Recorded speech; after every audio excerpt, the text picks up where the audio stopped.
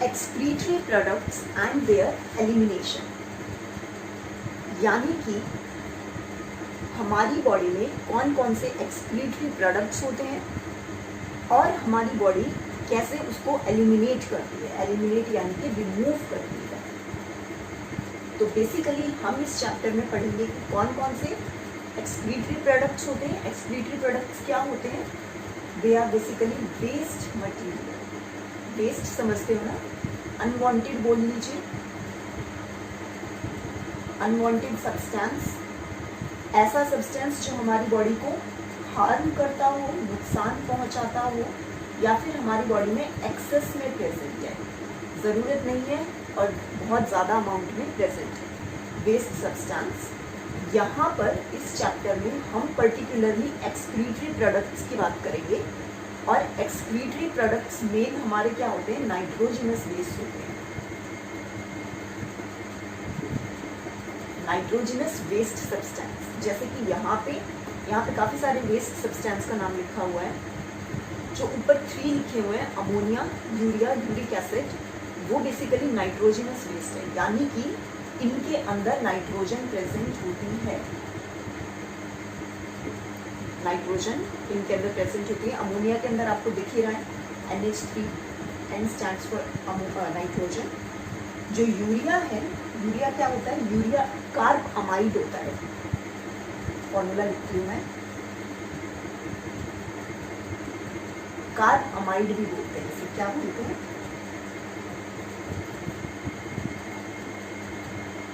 मतलब इसको क्या बोलते हैं? ये होता कार्ब अमाइड है।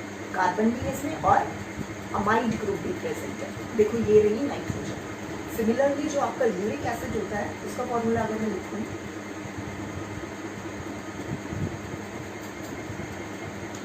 ये रही नाइट्रोजन। सो बेसिकली ये जो ऊपर 3 लिखे हुए हैं, अमोनिया, यूरिया, यूरिक एसिड, ये हमारी बॉडी के नाइट्रोजनस वेस्ट होते हैं। तो इस चैप्टर में हमारा फोकस रहेगा नाइट्रोजनस प्रोडक्ट्स पे and how our body get rid of them, उनको कैसे एलिमिनेट करती है, कैसे रिमूव करती है। अच्छा, उसके अलावा यहाँ पे जो बाकी सब्सटेंस लिखे हुए हैं, आयंस। देखो आयंस वैसे तो हमारे लिए यूजफुल भी होते हैं। अभी मैंने लिखा अनवांटेड या फिर एक्सेस, मैंने बोला था। तो अगर ये एक्सेस में प्रेजेंट है तो ये हमारी बॉडी के लिए ठीक नहीं है। तो उन केस में हम जो एक्सेस अमाउंट में होते हैं उनको यूरिन के थ्रू रिमूव कर देते हैं। CO2 रेस्पिरेटरी वेस्ट है, सबको पता है। वाटर क्या होता है? वाटर इनको डिसॉल्व करते हैं हम वाटर में और तब इनको वेस्ट सब्सटेंस को बॉडी से रिमूव किया जाता है, कंप्लीटली या फिर पार्शियली। कंप्लीटली यानी कि बिल्कुल रिमूव कर दिया बॉडी में से, या फिर पार्शियली। पार्शियली यानी कि थोड़ा बहुत बॉडी में रह गया, बाकी रिमूव कर दिया। जैसे कि आयंस के केस में सारे आयंस को तो आप नहीं रिमूव करोगे ना, वो हमारी बॉडी के लिए यूजफुल होते हैं, ज़रूरत होती है इनकी। जो एक्सेस में है उसको रिमूव कर रहे हो, तो कंप्लीट भी हो सकता है और पार्शियल भी हो सकता है, डिपेंडिंग अपॉन कि आप कौन से सब्सटेंस को बॉडी में से रिमूव करना चाहते हो। ओके, अब आगे देखते हैं। इस चैप्टर में हमारा मेन फोकस, जैसे कि मैंने आपको बताया, किस पे होगा? नाइट्रोजनस वेस्ट पे। और नाइट्रोजनस वेस्ट की 3 फॉर्म्स जो मैंने आपको बता रखी हैं, अमोनिया, यूरिया, यूरिक एसिड, एक एक करके इनके बारे में डिस्कस करते हैं। First of all ammonia. देखो अमोनिया जो होती है ना, मोस्ट टॉक्सिक होती है। अगर इन 3 फॉर्म्स को हम कंपेयर करें तो सबसे ज़्यादा टॉक्सिक जो होती है वो अमोनिया ही होती है। अच्छा, एक चीज़ याद रखना, नाइट्रोजनस वेस्ट जितना ज़्यादा टॉक्सिक होगा उसे उतना ज़्यादा वाटर चाहिए बॉडी में से रिमूव होने के लिए। यानी कि अमोनिया को अगर आप बॉडी में से रिमूव करना चाहते हो तो आपको बहुत ज़्यादा वाटर की ज़रूरत पड़ेगी। वाटर में डिसॉल्व होके ही ये बॉडी में से रिमूव होगा। अमोनिया के रिमूवल का प्रोसेस, वो प्रोसेस जिसमें अमोनिया बॉडी से रिमूव की जाती है, उसको अमोनोटैलिज्म बोला जाता है। अमोनोटैलिज्म इज अ प्रोसेस, तरीका है ये। इस प्रोसेस में अमोनिया को रिमूव किया जाता है बॉडी में से। जिस ऑर्गेनिज्म में ये प्रोसेस होता है, जो इस प्रोसेस को कैरी आउट करता है, उसको अमीनोटैलिक बोलते हैं। देखो लास्ट में अगर टेलिज्म लिखा हुआ है मेटाबॉलिज्म, यानी कि ये प्रोसेस है। और अगर टेलिक लिखा हुआ है तो यानी कि ये किसी लिविंग ऑर्गेनिज्म की बात की जा रही है, कोई लिविंग ऑर्गेनिज्म है जो इस प्रोसेस को कैरी आउट कर रहा है। तो अमीनोटेलिज्म यानी कि वो प्रोसेस जिसमें अमोनिया रिमूव की जाती है, और अमीनोटेलिक यानी कि वो जानवर, वो ऑर्गेनिज्म जो अमीनोटेलिज्म को शो करता है। इसके एग्जांपल्स की अगर आप बात करो, बोनी फिशेस, एक्वेटिक एम्फीबियंस या फिर aquatic insects. Okay, now let us talk about urea.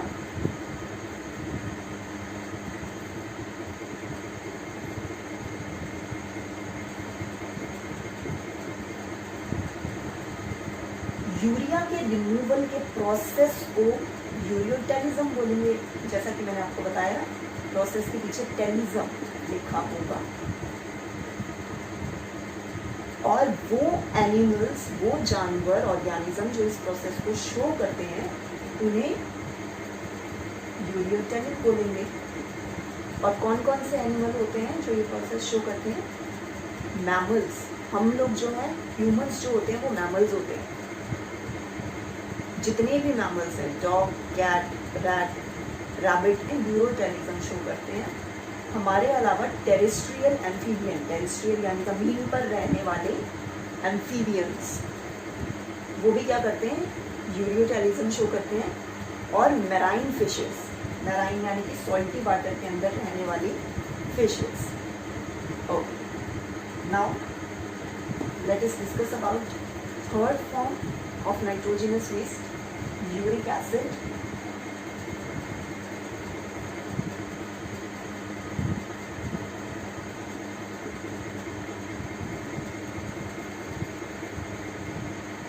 Uric acid जो होता है उसके रिमूवल को यूरिकोटेलिज्म बोला जाता है।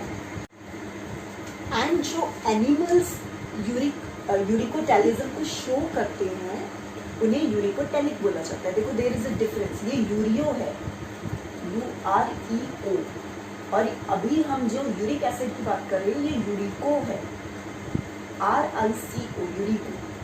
तो वो एनिमल्स जो यूरिक एसिड को रिमूव करते हैं उन्हें यूरिकोटेलिक बोला जाता है। एग्जाम्पल्स की अगर आप बात करो, रेप्टाइल्स, लिजर्ड वगैरह जो होती है, बर्ड्स, ज़मीन पे मिलने वाले लैंड स्नेल्स, इंसेक्ट्स। अगर हम इसकी टॉक्सिसिटी की डिग्री को डिस्कस करें कि कौन सा सब्सटेंस इन तीनों में से कितना टॉक्सिक होता है, अमोनिया हाईली टॉक्सिक होता है सबसे ज़्यादा, उसके बाद यूरिया आता है, और उसके बाद आता है यूरिक एसिड। अभी थोड़ी देर पहले मैंने आपको बताया था, जो सब्सटेंस जितना ज़्यादा टॉक्सिक होगा उसको रिमूव करने के लिए उतना ज़्यादा वाटर चाहिए। यानी कि अमोनिया हाईली टॉक्सिक है, तो इसको रिमूव करने के लिए तुम्हें बहुत सारा वाटर चाहिए। यूरिया जो होता है वो अमोनिया के कंपैरिजन में कम टॉक्सिक होता है। अगर आप ह्यूमन या फिर बाकी यूरिकोटेलिक एनिमल्स को देखो तो इनका जो यूरिन होता है उसमें ठीक ठाक पानी होता है, कंसिडरेबल अमाउंट ऑफ वाटर होता है, जिसमें डिसॉल्व होके ये यूरिया को रिमूव करते हैं बॉडी में से। और बाकी जो एक्सेस में आयंस वगैरह होते हैं वो भी हमारी यूरिन में वाटर में डिसॉल्व होकर रिमूव हो जाते हैं। अगर आप यूरिक एसिड की बात करो, अगर आपने किसी बर्ड वगैरह का वेस्ट मटेरियल देखा हो, ब्लैक कलर के साथ एक वाइट कलर की डॉट होती है, ये जो वाइट कलर की डॉट है ये यूरिक एसिड का क्रिस्टल है, यानी कि लीस्ट वाटर। वो एक काइंड ऑफ सेमी सॉलिड होता है, उसको पानी की इतनी ज़्यादा ज़रूरत नहीं है रिमूव करने के लिए। एक चीज़ अगर आपने नोटिस करी हो, अमोनिया अमोनोटेलिक जो ऑर्गेनिजम्स हैं, bony fishes, aquatic amphibian and aquatic insects, basically वो एनिमल हैं जो रहते ही पानी के अंदर है, क्योंकि अमोनिया बहुत टॉक्सिक है और वाटर चाहिए, इसे बहुत सारा पानी चाहिए तभी ये रिमूव होगा। तो ये वो ऑर्गेनिज्म है, वो एनिमल्स हैं जो रहते ही पानी के अंदर हैं, तो ये बड़ी इजीली अमोनिया को बॉडी से रिमूव कर देते हैं। लेकिन अगर आप ह्यूमंस या फिर बाकी लोगों को, बर्ड्स वगैरह को कंसीडर करो, अगर उनकी बॉडी में अमोनिया है तो कितना पानी पिएंगे भाई? और इतना पानी नहीं पी सकते ज़मीन पे रहने वाले एनिमल्स। इसीलिए उनकी बॉडी में वेस्ट मटेरियल की फॉर्म दूसरी होती है, यूरिया होगा या फिर यूरिक एसिड होगा, लेकिन अमोनिया नहीं होगा। अमोनिया किसमें प्रेजेंट होगा? जो होते ही पानी के अंदर है, ताकि वो इजीली अमोनिया को रिमूव कर सके। ये जो अमोनिया होता है ये बड़ी इजीली पानी में डिसॉल्व हो जाता है, और ये इनके गिल्स, एक्वेटिक एनिमल के गिल्स में से डिफ्यूज आउट हो जाता है वाटर के अंदर। डिफ्यूजन के थ्रू इनकी बॉडी से ये बाहर निकल जाता है अमोनियम आयंस की फॉर्म में। ओके, इसीलिए इनकी बॉडी में किडनी का ज़्यादा रोल नहीं है, किडनी की रिक्वायरमेंट नहीं है। गिल्स के थ्रू ये डिफ्यूजन के प्रोसेस से रिमूव कर देते हैं अमोनिया। आपको पता है कि अमोनिया के लिए वाटर की ज़रूरत है एक्सेस में, तो यानी कि जो टेरेस्ट्रियल ऑर्गेनिज्म है, ज़मीन पे रहने वाले जो हैं, वो तो इसको फिजिबल नहीं है, उनके लिए इसको कैरी कर पाना ईजी नहीं है। तो उनकी बॉडी में क्या होता है, जो अमोनिया होती है उसको यूरिया में कन्वर्ट कर दिया जाता है। यानी कि वो एनिमल्स जो ज़मीन पे रहते हैं उनकी बॉडी इस अकॉर्डिंगली अडेप्टेड होती है कि वो नाइट्रोजन की फॉर्म को कन्वर्ट कर दें अमोनिया से, क्योंकि अमोनिया की रिक्वायरमेंट ज़्यादा पानी की है, इतना पानी हम नहीं पी सकते। तो हम लोग क्या करते हैं, अमोनिया को हम यूरिया में कन्वर्ट कर देते हैं, और उसके बाद किडनी के थ्रू इसका बॉडी में से रिमूवल हो जाता है। यूरिया को फिर हम किडनी के थ्रू बॉडी में से रिमूव कर देते हैं। सारा यूरिया नहीं रिमूव होता, पार्शियल रिमूवल होता है। थोड़ा बहुत यूरिया जो होता है वो किडनी के अंदर रह जाता है।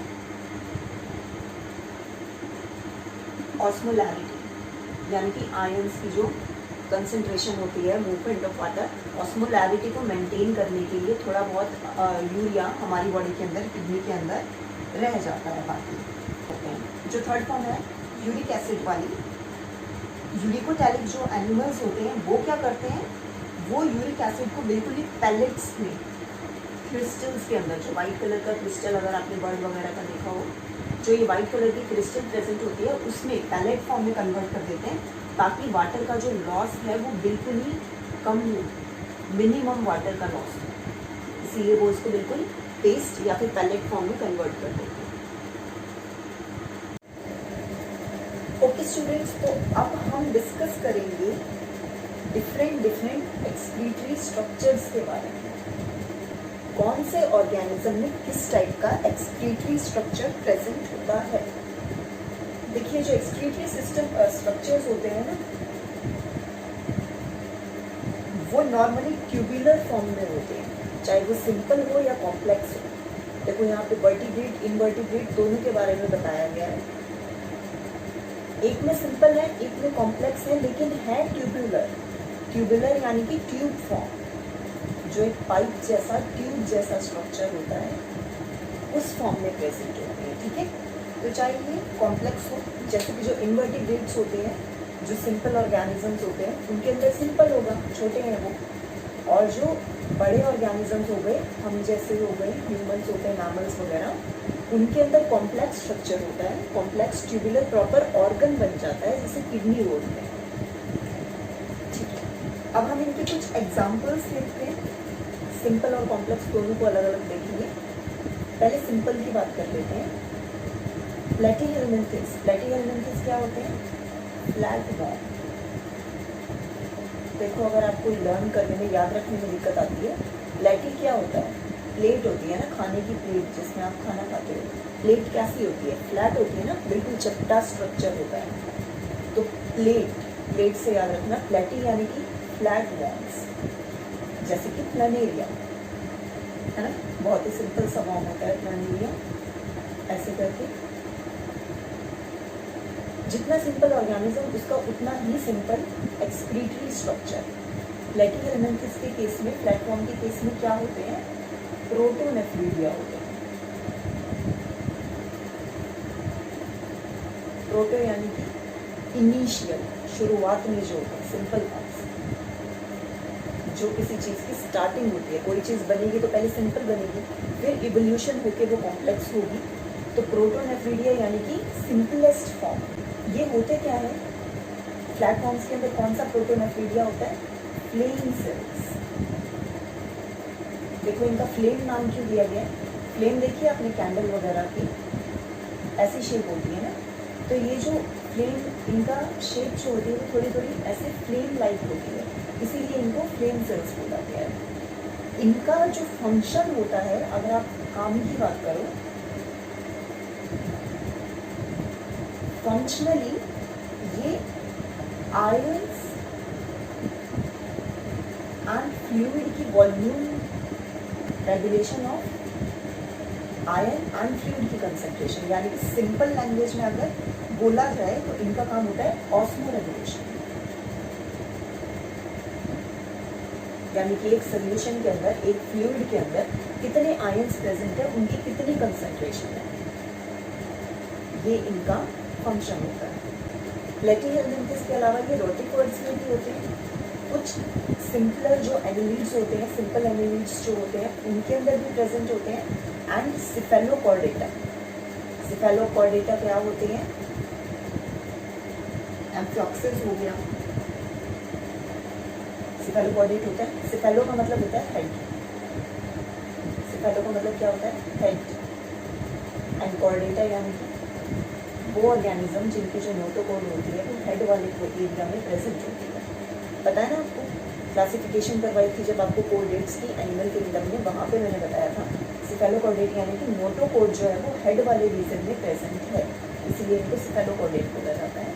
एग्जाम्पल है इसका एम्फिऑक्सिस, क्या नाम बोला है, एम्फिऑक्सिस। और एम्फिऑक्सिस के अंदर भी फ्लेम सेल मिलते हैं। तो फ्लेम सेल के ऑर्गेनिजम्स आपको पता चल गई है कौन कौन सी है, प्लेटफॉर्म्स होगी, प्लानिडिया वगैरह, rotifers, annelids, cephalochordate. Next discuss करते हैं नेफ्रीडिया स्ट्रक्चर किसमें प्रेजेंट होता है, अर्थवॉर्म्स में और बाकी के एनिलिड्स में। Earthworm is an annelid, earthworm भी एनिलिड है। नेफ्रीडिया कैसे स्ट्रक्चर होता है, ट्यूबुलर, डेफिनेटली ट्यूबुलर है क्योंकि सब एक्सक्रीटरी स्ट्रक्चर ट्यूबुलर ही होते हैं। ऐसा फनल टाइप होता है ये, यहाँ पे क्या होता है, कलेक्शन होता है फ्लूइड का, कलेक्ट किया जाता है यहाँ से, और फिर एक ट्यूब प्रेजेंट होती है और लास्ट में एक होल प्रेजेंट होता है जिसमें से रिमूव कर दिया जाता है वेस्ट मटेरियल। इसका काम क्या होता है, ये नाइट्रोजनस वेस्ट को भी रिमूव करता है, ये ट्यूब है। ये आयंस एंड फ्लूइड की रेगुलेशन भी करता है।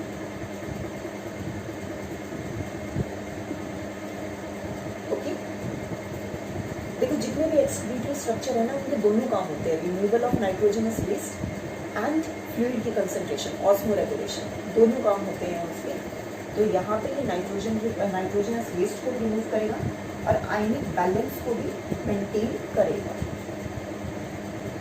बहुत सारे प्रेजेंट होते हैं भाई, ये जो नेफ्रीडिया होते हैं ना, बहुत सारी number, hundreds of thousands of nephridia present होते हैं। और फॉर्म का अगर आपने अच्छा मॉर्फोलॉजी का तो गई ना, आपके सिलेबस में नहीं है। नेक्स्ट अगर आप देखो मालफीजियन ट्यूब्यूल क्या होती है, ये भी एक्सक्लूसिव स्ट्रक्चर है, सिंपल है, इन्वर्टिब्रेट्स की बात कर रहे हैं, सारे एग्जांपल इन्वर्टिब्रेट के हैं, तो डेफिनेटली ये सारे सिंपल स्ट्रक्चर्स हैं। मालफीजियन ट्यूब्यूल कैसा होता है, कॉकरोच, ये जड़ हो गई, डाइजेस्टिव सिस्टम बना रहे हैं, मिडगट, और ये जो हाइंड गट वाला पोर्शन है, जहाँ पे मिड गट और हाइंड गट आपस में ज्वाइन कर रहे हैं, उसके पास ऐसे करके blind sac like structure present होते हैं। क्या होता है ये ब्लाइंड सैक, समझते हो, जो एक साइड से बंद है, क्लोज है, और एक साइड से ओपन है, एक साइड से ओपन है, दूसरी साइड से क्लोज है, ऐसे को बोलते हैं ब्लाइंड सैक। तो ये ऐसी बहुत सारी ट्यूब्स प्रेजेंट होती हैं, ये बेसिकली ऐसी ही ट्यूब्स हैं, पतली हैं, धागे जैसी आपको दिख रही हैं, लेकिन अगर आप माइक्रोस्कोप में देखो तो इस टाइप का स्ट्रक्चर होता है ब्लाइंड सैक। ये जो प्रेजेंट है ये होते हैं मालफीजियन ट्यूब्यूल्स, और इनका काम होता है removal of nitrogenous waste and osmoregulation, दोनों काम करेंगे। प्रॉन्स के अंदर जो एक्सक्रीटरी स्ट्रक्चर होता है उसको एंटीनल ग्लैंड बोल सकते हैं, या फिर ग्रीन ग्लैंड बोल देते हैं। इन सब के नेम आपको लर्न करने हैं, आपको याद होना चाहिए कि कौन से ऑर्गेनिज्म में कौन सी सेल प्रेजेंट है। अब जो कॉम्प्लेक्स ट्यूबुलर ऑर्गन्स हैं, किडनी प्रेजेंट होती है वर्टिब्रेट्स के अंदर, इसको हम डिटेल में डिस्कस करेंगे। नेक्स्ट टॉपिक है हमारा ह्यूमन एक्सक्रीटरी सिस्टम। तो ह्यूमन एक्सक्रीटरी सिस्टम में हम किडनी को डिस्कस करेंगे कि कैसे किडनी का क्या स्ट्रक्चर होता है, कैसे ये वेस्ट रिमूवल में हेल्प करती है।